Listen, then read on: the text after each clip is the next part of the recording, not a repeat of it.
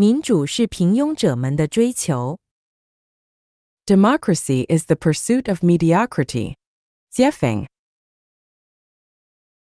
June 23, 2011, translated by Transin and edited by Kayer. 3 cobblers could never exceed Zhuge Liang. Neither 3,000 nor even 30,000 cobblers could outwit him. When critical decisions are to be made, an individual of lofty vision and great strategies can outperform the collective decisions of tens of thousands of the mediocre. Democracy leads to mediocrity and to dead ends. We can illustrate this point by the several ups and downs of Chairman Mao Zedong during early 20th century Chinese history.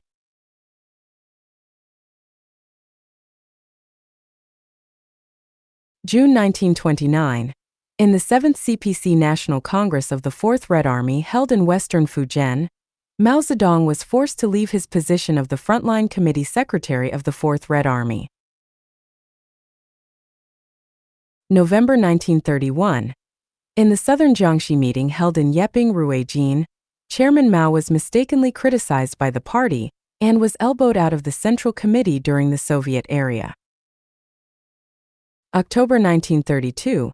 At the Ningdu meeting, the chairman was excluded aside again and even lost his post of political commissar of the First Red Army.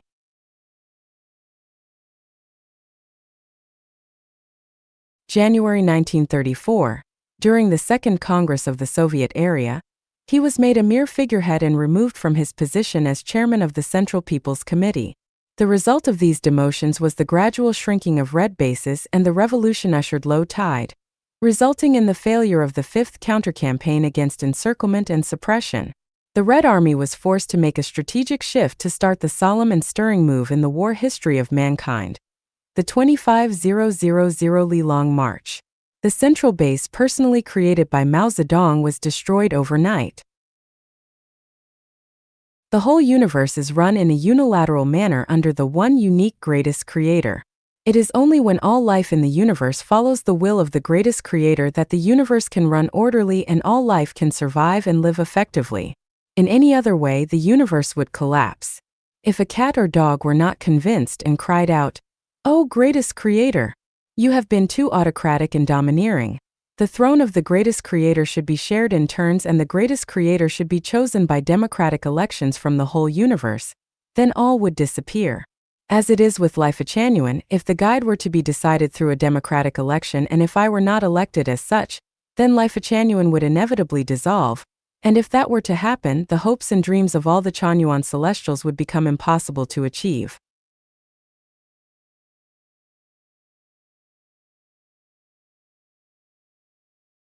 Napoleon famously said, "Nothing is more difficult and therefore more precious than to be able to decide. It is only when the chief commander makes the decisions that they can be effective and orderly." The sage embraces the One and becomes the model of the world. The greatest creator is the One in the universe. The state leader is the One in the government. The boss is the One in a company. The conductor is the One in an orchestra. This is the model of the world, and sages must comply with it. Whoever creates a business should be the boss, with all big and small decisions being made by or delegated by that boss. Question: what types of people want democracy? Answer: 8 of those types are described here. 1. Irresponsible people. 2. People with mediocre minds. 3. People who scramble for power. 4. People who do things stealthily. 5. People who are selfish. 6. People who shift responsibilities. 7. People without definite views of their own. 8. Profiteers from others' labor without sacrificing. All matters, big and small, must be managed by responsible individuals. They should be the ones to make decisions within the scope of their responsibilities. There should be no arguments, debates, discussions, or consensuses. Whenever 2 or more people jointly control anything, the result becomes a resource-consuming process with low efficiency and mutual finger-pointing, with no one ultimately being held responsible. And no matter how democratic a flock of sheep is, it can never resist a wolf. No matter how democratic a group of people with mediocre wisdom is, it can never match the vision and insight of a saint. The Life-Genuine era does not practice democracy, but each one has their duty and accountability. Like the 8 immortals crossing the sea, each one shows his or her special prowess. Each undertaking is in the hands of one responsible person. Others should cooperate fully and follow the exact requirements of the one in charge strictly and meticulously. If a leader cannot control their rule, but decides every affair through compromises and consolidations, then they are not being responsible and are incapable of assuming their responsibility. They are consuming and wasting everyone's time and energy, as well as their natural and human resources. Democracy always leads to mediocrity, and the wise should guard against that. But what should we do when a leader is self-willed, domineers their power, and exercises tyranny? I do not know. What do you think?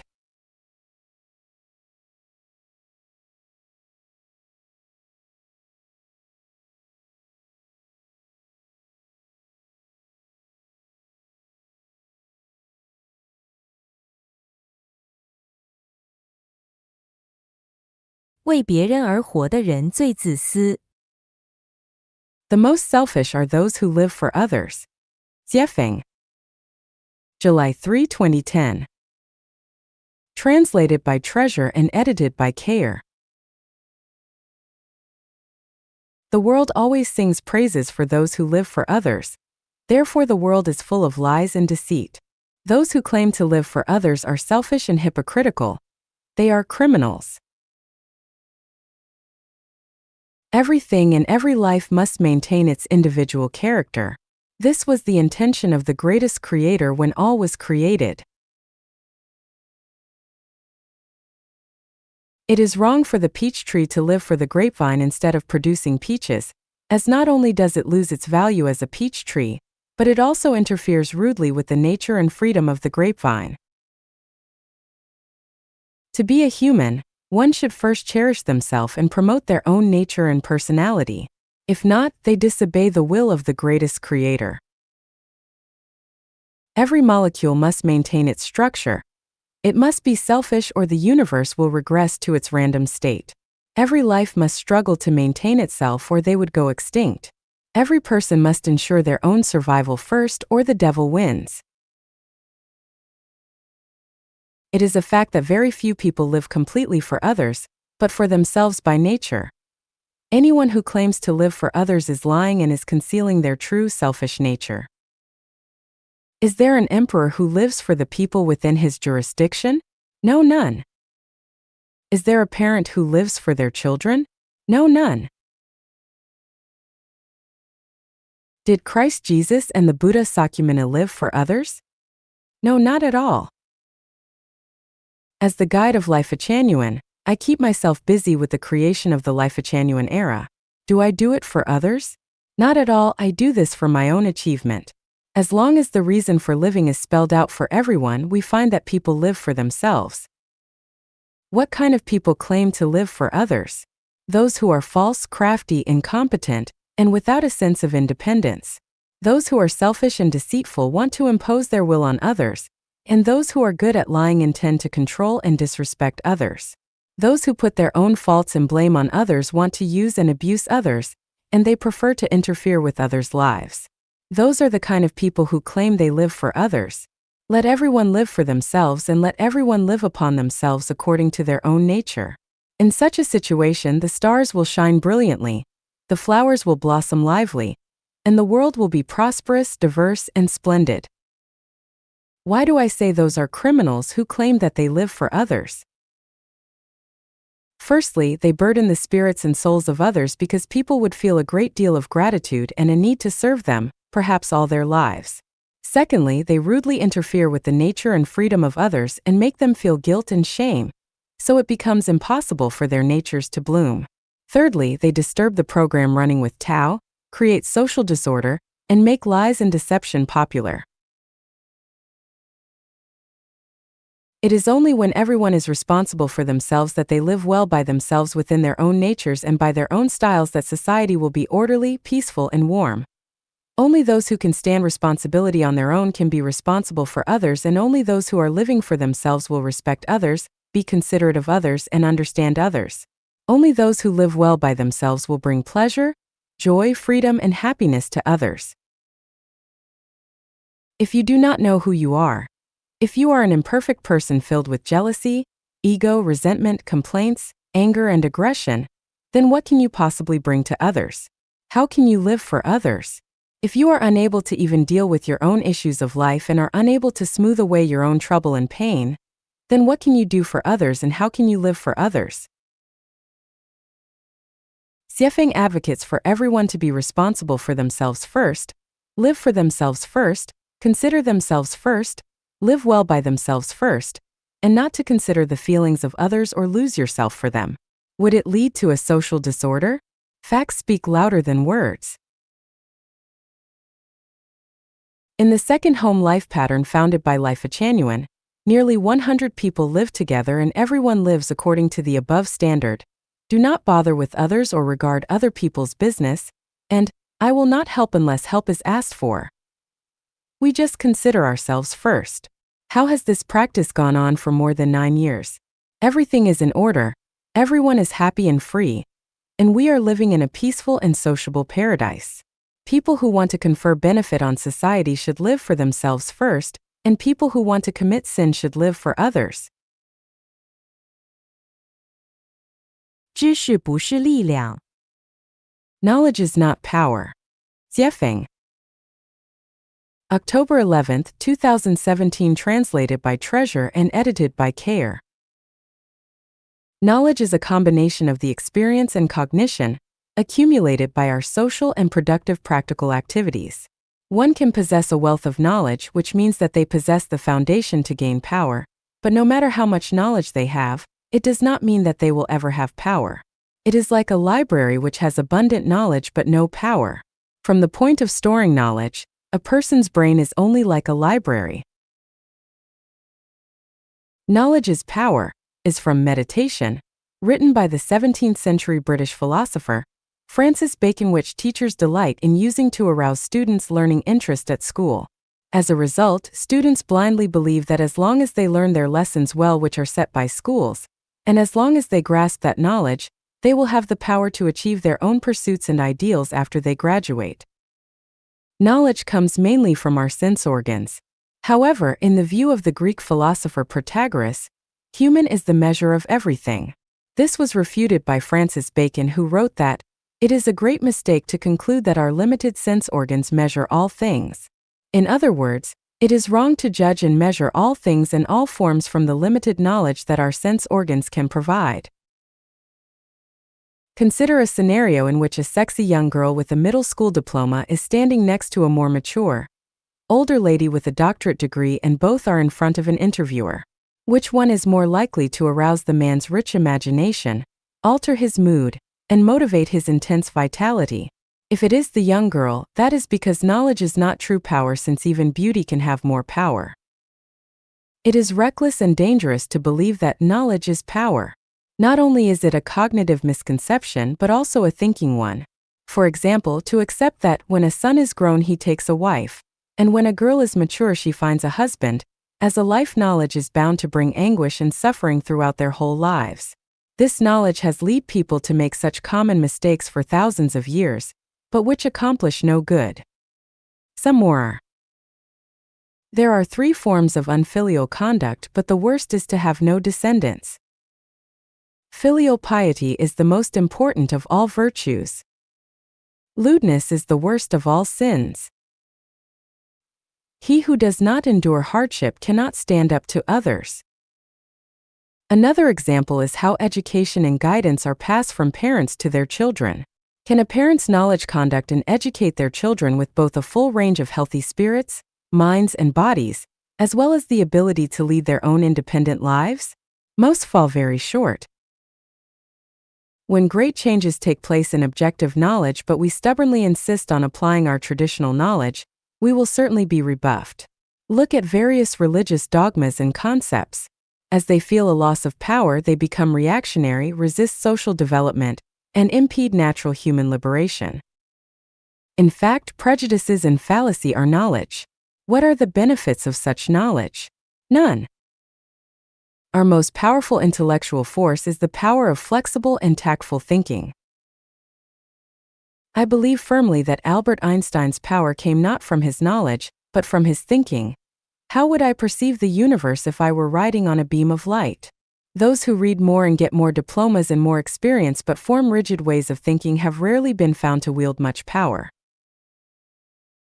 Lasting power comes from neither knowledge nor from powerful economic strength and national defense forces, but from sincerity, kindness, virtue, love, faith, and honesty. Sincere deeds have power, kind behavior has power, things of virtue have power, love is a powerful force, honest quality has power, people who keep their words and their faith have power. Conclusion: knowledge must be learned and accumulated, but knowledge has limitation, danger, and can be reactionary. Never believe blindly that having knowledge is synonymous with having power. Rather than spending your precious time on chasing knowledge, you would be well advised to concentrate your efforts on sincerity, kindness, virtue, love, faith, and honesty, for those are the people who will enjoy lasting power. Meanwhile, take pains to develop your way of thinking by never spending time and effort reciting your former knowledge, or stubbornly judging and adapting to a changing, living reality with dead, prejudicial knowledge.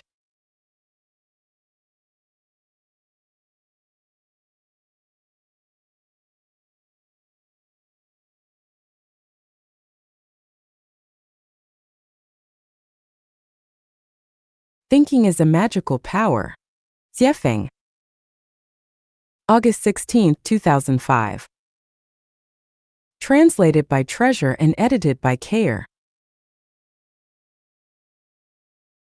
Sun Wukong was pressed for more than 500 years at the foot of the five-element mountain, but after the Tang priest took the post away from the top of the mountain with Om Mani Padme Hum, he was able to break out. It seemed that the weight of the post was more than that of the five-element mountain, so what was the post and how did it have such great power? Some people cannot be crushed by great hardships or difficulties, but when their hopes are dashed, they will collapse easily.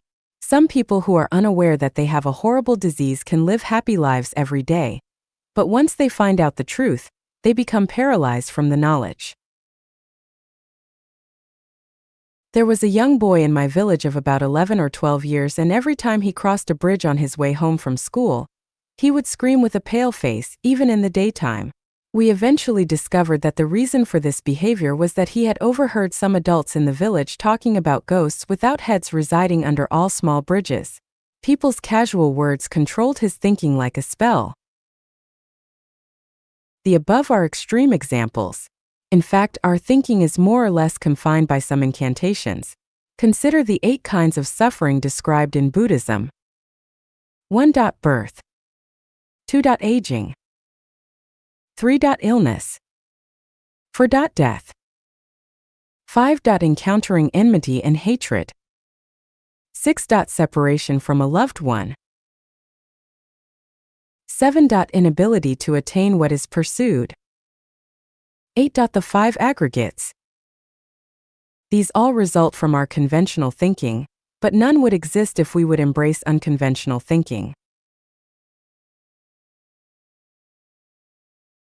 All laws, regulations, concepts, ethics and behavioral rules, authoritative theories and sermons, religious regulations and rituals, scientific theories and methods, and exemplary models and habits are magical powers that constrain our thinking. These magical powers benefit the maintenance of social stability greatly, but they also bind our minds, and ordinary people can never be freed from them any more than fish can be freed from water. What are magical powers? They are informational waves that restrain people's thinking. When their energy is greater than the energy of our own conscious informational waves, then we are controlled by them. Thinking is a magical power. Thinkings of God, Buddha, great people and great scientists are all magical powers which ordinary people can do nothing about unless their wisdom and thinking abilities exceed them. Thinking seems to be invisible, traceless, and illusory, but it can actually change the developmental directions and forms of objects, transform the intangible into the tangible and the tangible into the intangible, and interfere with a person's conventional thinking.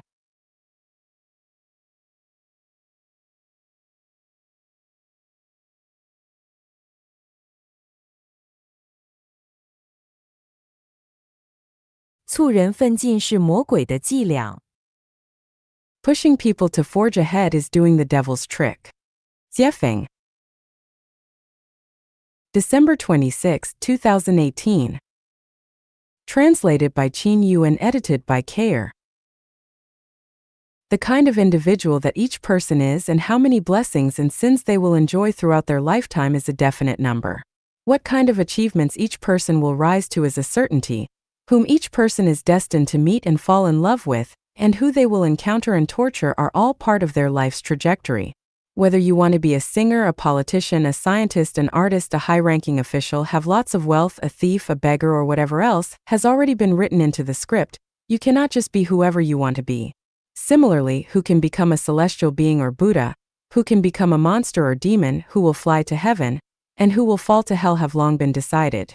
When a person gets sick, what kind of diseases they will have when they will be born, and when and how they will die have all been determined in the process of life. What kind of life a person can live, and whether they are rich or poor have also been determined, and no one can escape the arrangement of the cosmic script. If you fertilize, water, and maintain a Chinese cabbage, it will grow very plump and fat, but in no case can it become lettuce. Feed a sheep more grass and grain and it will grow fat, but it will never become a cow. Do not bother with a giraffe's neck, it will grow long naturally. Do not tell lions how to catch zebras, they will figure it out. Do not teach mice how to dig holes, they are born to dig them.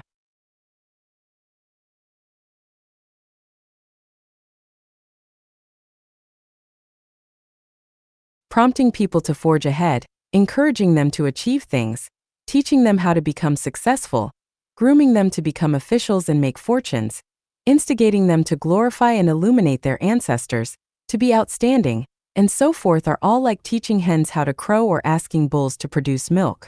Not only is it useless, but it is also the same as compelling a woman to engage in prostitution. Its profound meaning is, go to your death. Work hard to die. Look, the grave is not far away, run to it quickly. So promoting people to forge ahead is the devil's trick.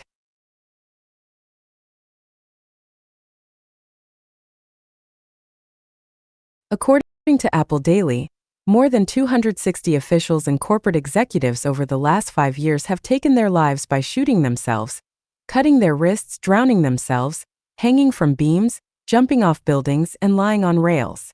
All these people were successful and outstanding, but what were their results? Had they been allowed to choose their path again, would they still work so hard to become so successful? Can we see how their past hard work was actually leading them to their deaths? Do you think that the higher an official's rank, the happier and freer they will be? Do you think that the more money they earn, the more freedom and happiness they will enjoy? Do you think that becoming the chairman of a board or a president is joyful? Do you think that the more powerful and capable people you associate with, you will have a better and more satisfactory life? Wrong. The more you possess, the more troubles and pains you will have. Barefoot people and those who wear high-class leather shoes, who are happier?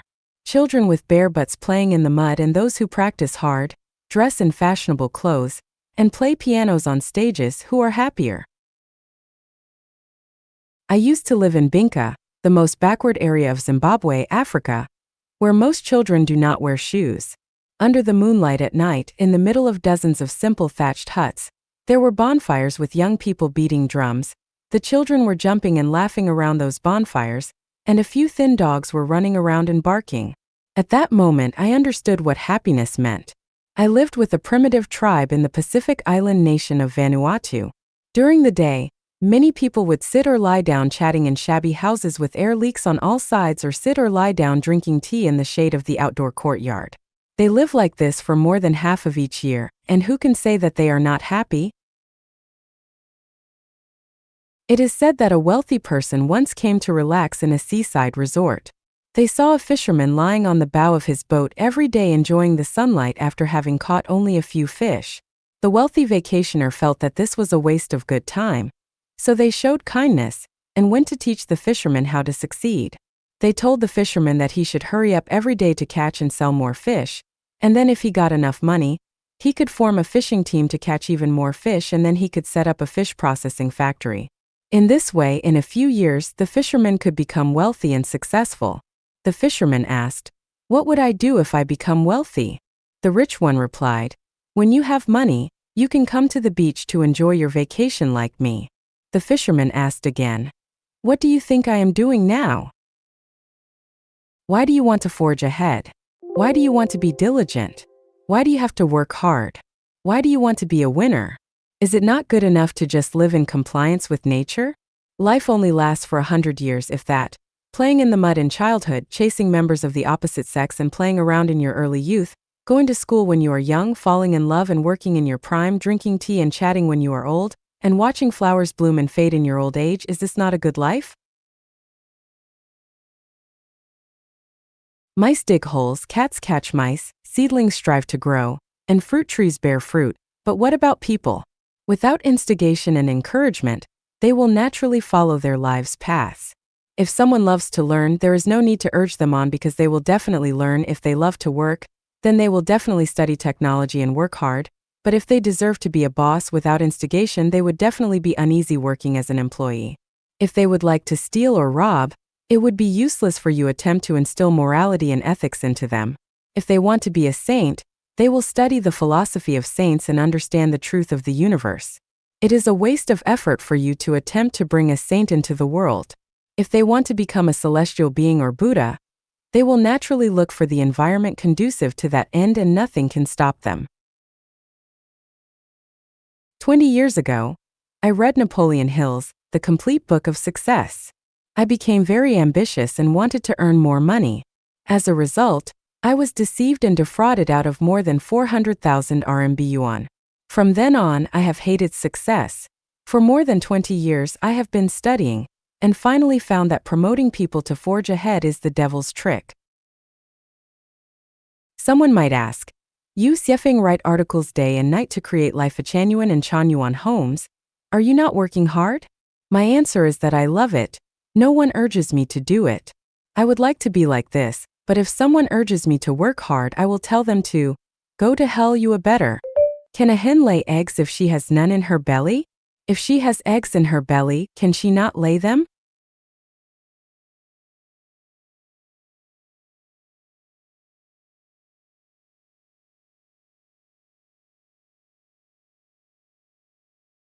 人与人的特殊关系会毁掉前程。Special relationships between people will ruin their lives. Xiefeng, March 15, 2019, translated by Qin Yu and edited by Kayer. How many times have we watched quietly the sunrises and sunsets in our lives? And how many times have we listened to the sounds of wind and insects while standing in a courtyard on an evening with a full moon? How many times have we observed carefully the sprouting of grass and the blooming of willows?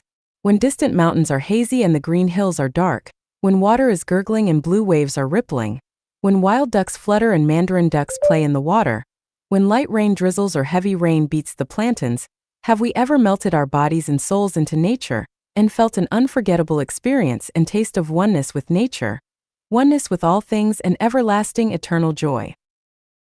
Where has our time gone? What on earth are we doing in this world? Were it not for the deep experience of the meaning of life, then what are we hurrying for all our lives? When flowers fall and beauty becomes old, death separates them forever. The palaces of Qin and Han are now but grazing land for cattle and sheep. Who cares for the cold and lonely west wind? Yellow leaves rustle down by my closed windows facing the sunset. I am lost in memories. Do you not see the mirrors bright in chambers high, grieving over your snow-white hair that once was silk black? How much worry can you have? Just like a river of spring water flowing eastward. Why are we busy all day? Who are we busy for? Are we not colonizing a snail's horn, competing for a flash in time?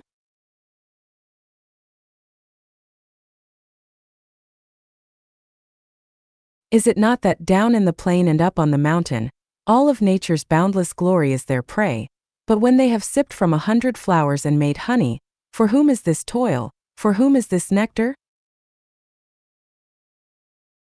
Is it not that my clothes hang loosely on my emaciated body, but regrets I have none. It is because of her? Is it not that the young know nothing of woe, to write verse they fain a throw? Broken walls where foxes sleep, deserted platforms where rabbits walk, all were places of singing and dancing in those days. Yellow flowers covered with cold dew, withering grasses looming in mist, all belong to the battlefields of the old times. When we are old and weak, looking back on the past, will there be regrets?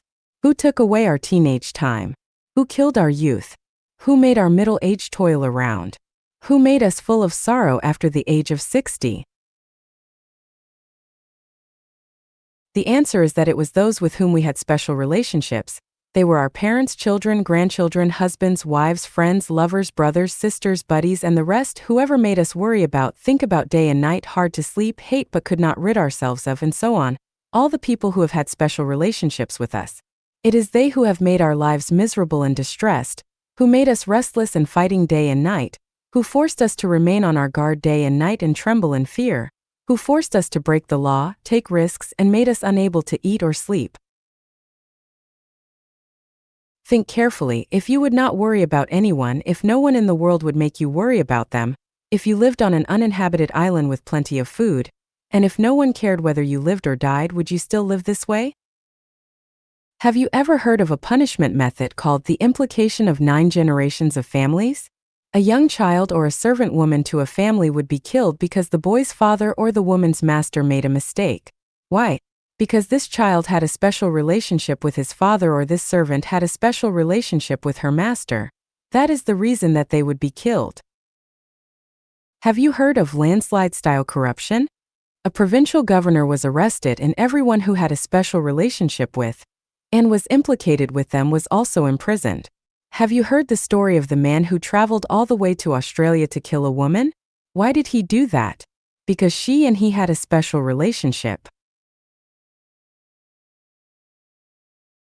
Once you have a special relationship with someone, their food, clothing, shelter, transportation, life, aging, illness, death, love and hate, frustration and adversity, violations of the law and nightmares, sighs and groans, and pains and itching will all be closely related to you and involve your mood and state of mind to affect your future.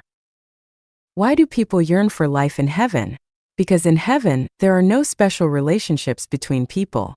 People in the 1,000-year world never know who their fathers are, and after spending a few years with their mother, they never see them again. There are no relationships between brothers and sisters, no need to make friends, and no need or possibility to form relationships. People in the 10,000-year world have no biological parents. On the celestial islands continent, no special relationships exist between any two individuals. People are keen to build relationships, develop connections, forge friendships, bond with lovers, and form buddies, but in my opinion, they are looking for trouble, pain, anxiety, and sorrow. In a word, they are looking for death. The death of life in the kingdom of heaven. That is to say that once a person begins to form special relationships with others in their consciousnesses and actions, whether they are of emotions or interests, the person will gradually drift away from heaven. Then, is there any way or mechanism to make everyone live happily and beautifully without having special relationships? Yes, were this not so, I would not dare to say this, but I am also afraid of being scolded by people.